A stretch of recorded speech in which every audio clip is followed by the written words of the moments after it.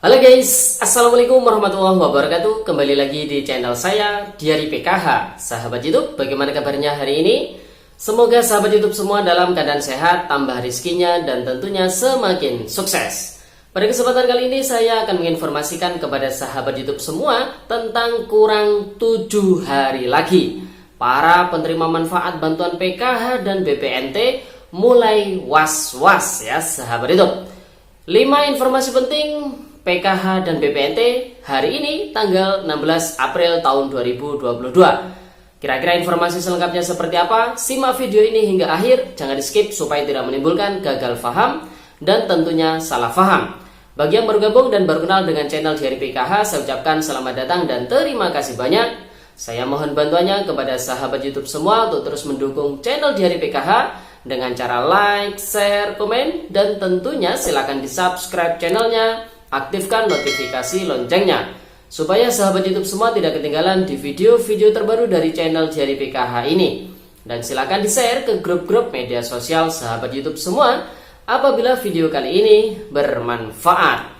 Oke sahabat YouTube, langsung saja saya akan lanjutkan informasinya tentang kurang 7 hari lagi para penerima manfaat bantuan PKH dan BPNT mulai was-was. 5 informasi penting PKH dan BPNT hari ini tanggal 16 April tahun 2022. Nah, kira-kira informasi selengkapnya seperti apa? Simak video ini hingga akhir ya sahabat YouTube.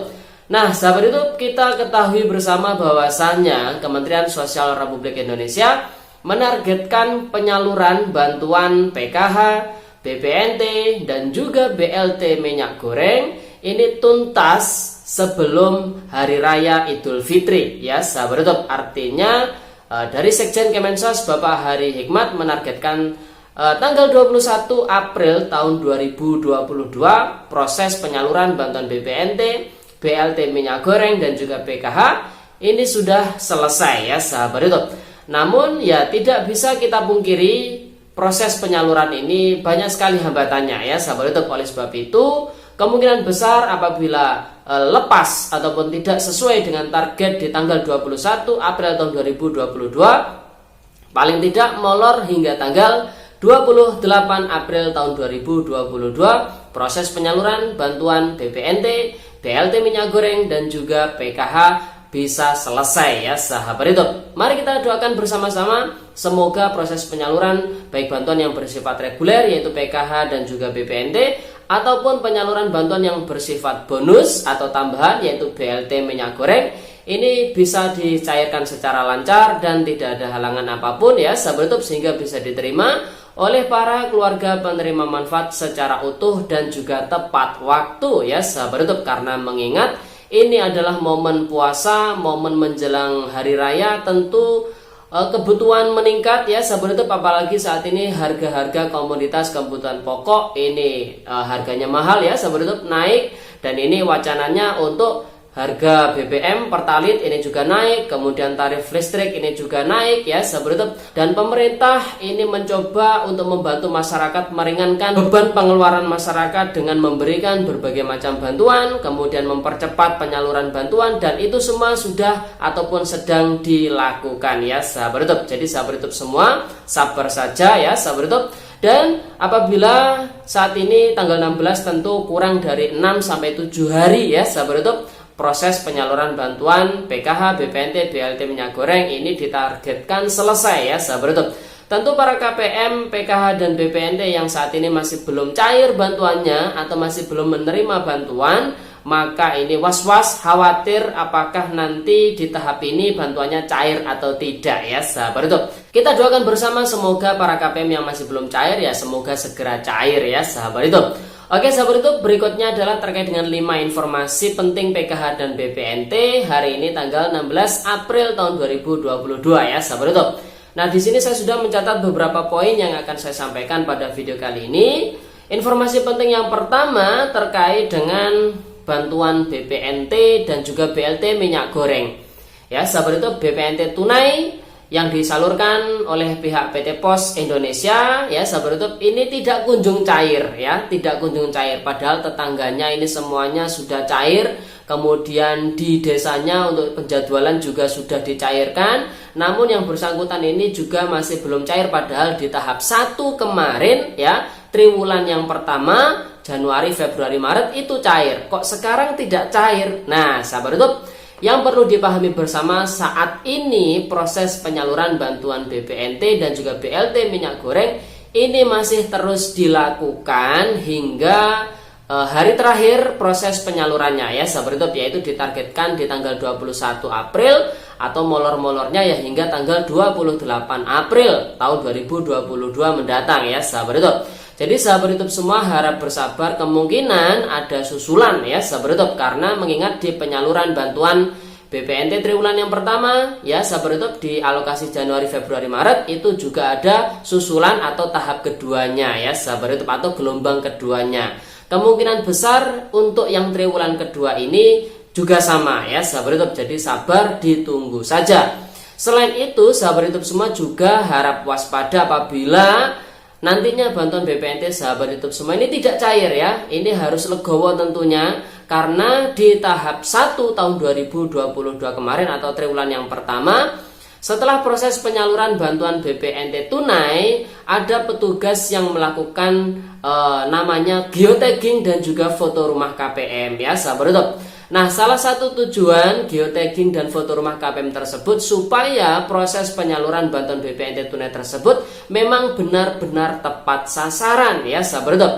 Selain itu, geotagging dan juga foto rumah dijadikan salah satu indikator untuk menseleksi ya sahabat YouTube para penerima manfaat bantuan BPNT itu sendiri. Apabila ada didapati para penerima manfaat ini rumahnya sudah bagus ya, taraf ekonominya ini sudah jauh lah dikatakan daripada kurang ya sahabat YouTube.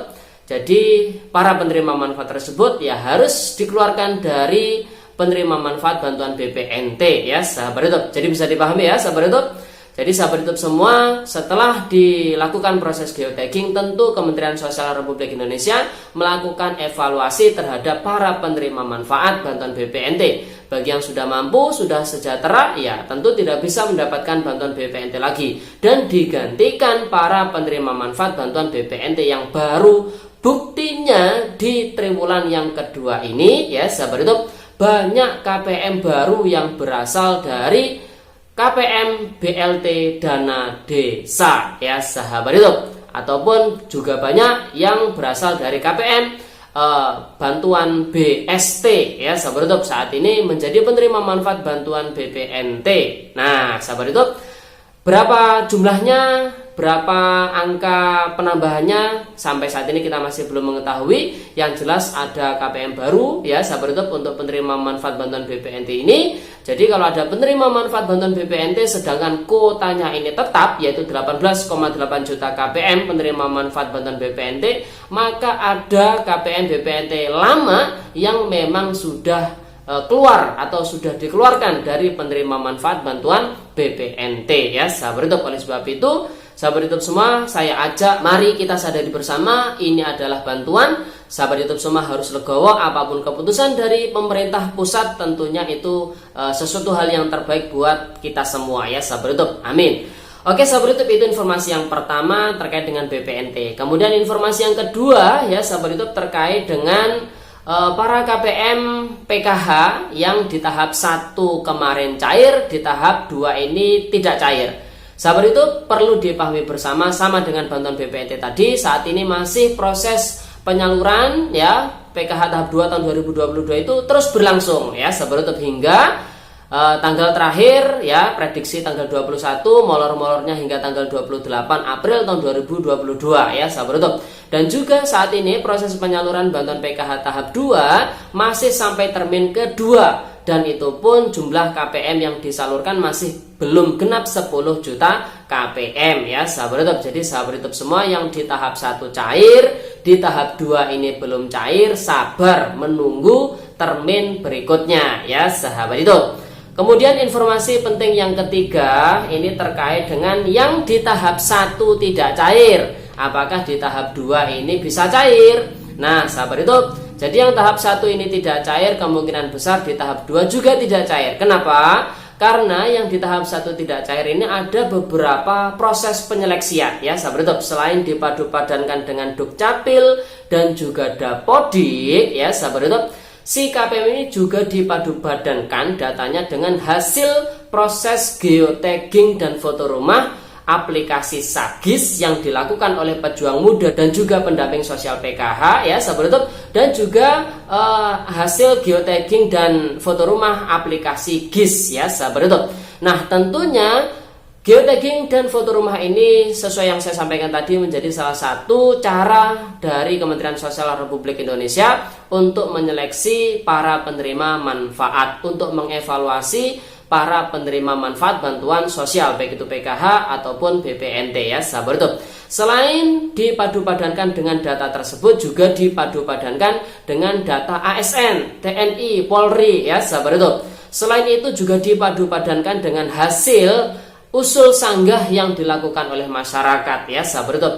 Siapa tahu ada tetangga sahabat YouTube semua yang melakukan sanggah atas bantuan yang diterima oleh sahabat YouTube semua. Mungkin karena taraf ekonomi sahabat YouTube semua ini sudah mampu ya, sudah sejahtera, makanya dilakukan sanggah oleh masyarakat yang satu domisili dengan sahabat YouTube semua ya. Kemudian informasi yang keempat ya sahabat YouTube, ini terkait dengan SP2D termin ketiga ini kapan turun ya sahabat YouTube. Jadi sabar, insya Allah di beberapa hari yang akan datang pastinya SP2D tahap 2 termin ketiga ini akan turun ya sahabat YouTube.